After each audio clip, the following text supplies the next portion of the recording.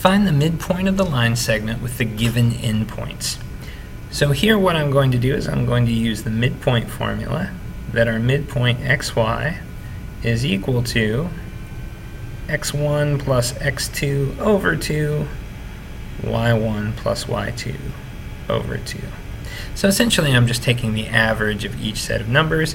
I do have to label them properly, and it really doesn't matter which one you call x1 or x2, so just pick one and stick with it. So I'll say this is x1 and this is x2 and this is y1 and this is y2. So now all I have to do is substitute in those numbers and do a little number crunching. So x1 we said was negative 10 plus x2 would be negative 10 divided by 2. I hope you can see where that problem is going. And then over here y1 is negative 9 plus 3 divided by 2. And now I just can work each one of those individually. Negative 10 plus negative 10 is negative 20. Negative 20 divided by 2 is negative 10. Easy enough. Over here, negative 9 plus 3 is negative 6. Negative 6 divided by 2 is negative 3. And so there it is.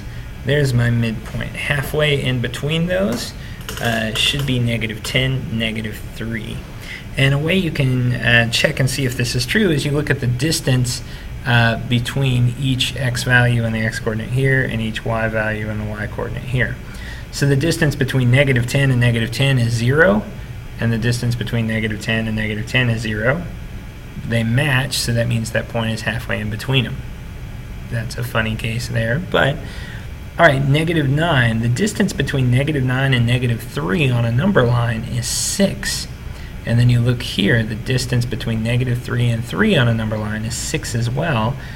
So this point is midway in between. It's the same distance from both of those. So that's our midpoint. So let's look at it again with 18. You have your midpoint formula, x1 plus x2 over 2, y1 plus y2 over 2. We can substitute in our numbers. I'm going to use 8 for x1, and then negative 3 must be x2. y1 would then be 3, y2 is 5. And so that gives me, once I do the calculations, 8 plus negative 3 is going to be the same thing as 8 minus 3, so that's 5 divided by 2, which is 2.5. And here I get 3 plus 5, which is 8, divided by 2, which is 4.